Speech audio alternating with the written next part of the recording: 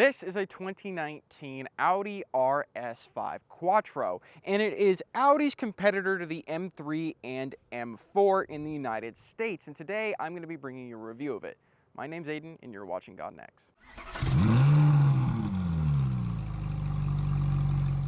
Now, on the exterior of the Audi RS5, starting up front, as you can see with this massive Audi grille, this is different for the RS cars. As you can see, you have the hexagonal design instead of the normal one with the crossbars. Chrome Audi rings right here. If you got the black optics package on this car, these would be black, plus your RS5 badge, and because this is a Quattro vehicle, of course, you have the Quattro badge down in the bottom of the grille. Now, it looks like there's a bunch of air pass-throughs, especially next to the headlights. The one next to the headlights is going to be non-functional just for design, which is typical Audi because half the stuff they put on their car is fake. But you do have some actual air pass-throughs down here next to the fog lights. Overall, I think the front of the car looks really, really good. Now, on the side of the RS5, there's two versions of this car you can actually get. You're going to be able to get a coupe like this one, which is a 4-seater coupe, and you can get a Sportback model, which is a 4-door, 5-seater sedan. I prefer the look of the Sportback just because the lines are more rounded and flowy, but this one looks pretty cool too. Now, for the rims here, you'll see these are 20-inch all black rims. The standards are 19 inches, but upgrading to the 20s I think is definitely worth it. Now, for the tires, it's 275s all the way around because this is all-wheel drive, and for the brakes, you have 14-inch drilled rotors up front and 13-inch drilled rotors in the back. Now, that's something to take into mind when comparing it to the M4 because the M4 has 15.7-inch rotors up front and 15 in the back. So the M4 has better stopping power than something like the RS5 does. Now let's talk about the color of this car. This is Mythos Black Metallic, and it is a pretty color, especially when it's clean. Right now it's not because we went through some shabby touchless car wash, but when it is clean, it does look pretty cool. An RS5 badge on the side right here with this fake looking vent mesh right here, classic Audi. But yeah, I think the RS5 looks too much like an S5 or an A5 compared to how a BMW M4 and M3 kind of look a little different than the counterpart 3 Series. They have more body work to them. The fenders are wider in the back. I think the RS5 is a little too plain looking for demanding so much more money and how special of a car this is compared to its normal A5 counterpart. Now, on the back of the RS5, again, there's not much body work back here. If you remove the badges, this would probably get mistaken for an S5 or A5. Because the RS5 just doesn't have crazy bodywork on the back. You do have those chrome Audi rings, like I said, RS5 badge, and you do have a more aggressive rear valence down here next to the exhaust pipes, more fake vents next to the taillights and down here. Typically on non-RS cars, the exhaust pipes are fake. That's just how Audi does it, but luckily on the RS5, they are real, and they lead back to a 2.9-liter V6, so let's see how those sound.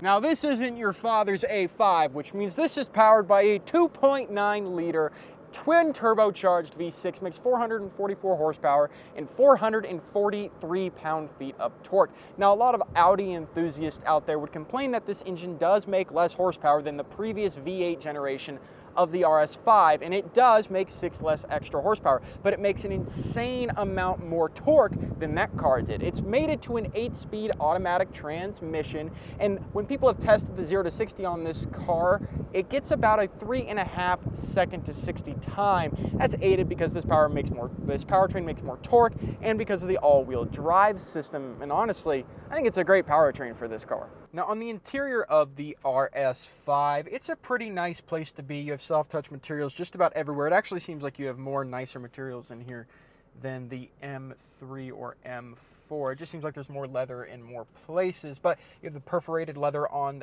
the steering wheel and on the shift lever. One thing I do find annoying is that the shift lever is directly in front of the Audi MMI controls right here, and it can get kind of weird to have to crank your wrist down to kind of use these controls. It's a lot better on the BMWs where it's to the side. You have your digital gauge cluster that shows a full screen map, your music, everything you'd want. I actually think this is the best gauge cluster in the car industry right now, and it has been for the last couple of years just because of how detailed it is. Now, as for connectivity, you have a USB Type A up here with a 12-volt socket, and in the center console, you have an auxiliary port, which you don't see anymore, and another USB Type A with a Qi wireless charger and some storage. It's not very spacious. It's only really good for holding coins or your phone. One thing I do find annoying about this glove box is if you lift it up to here and try and push it down, it stops you. You have to lift it all the way up and then push it back down. Now, this one has obviously been spec'd with the carbon fiber on the interior, this glossy carbon fiber weaving. It looks really nice, and it is all over the place in here. It spans the entire dash, and it's down here in the center control stack. Now, as for drive modes in this, it's not as cool as some other vehicles where if you were to switch the modes, it changes the design of the gauge cluster like the new Audis do. But this one, you just press these two buttons under the climate controls, and you can switch between comfort, auto, dynamic, and individual.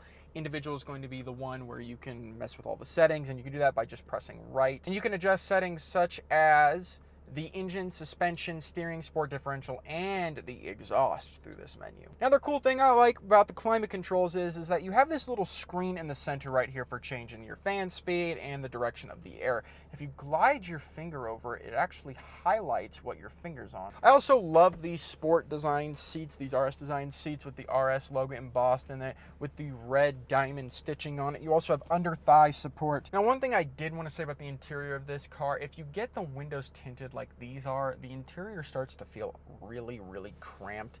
I don't know what it is. The RS cars, especially the RS5, tend to feel very tiny on the inside. It's the same way I felt about the RS7. I just felt like some other cars were a bit bigger feeling, but yeah, decently overall a nice place to be. I get why car reviewers trash on it when comparing it to the M4, because it's not as fast as the M4 is. The M4 competition makes more power than this does, but this is still a really great car. And the reason we're doing a 2019 and not a 23 is because this is a great used value. A brand new RS5 probably cost in the neighborhood of 75, 80 grand, which is about the same neighborhood as a BMW M4.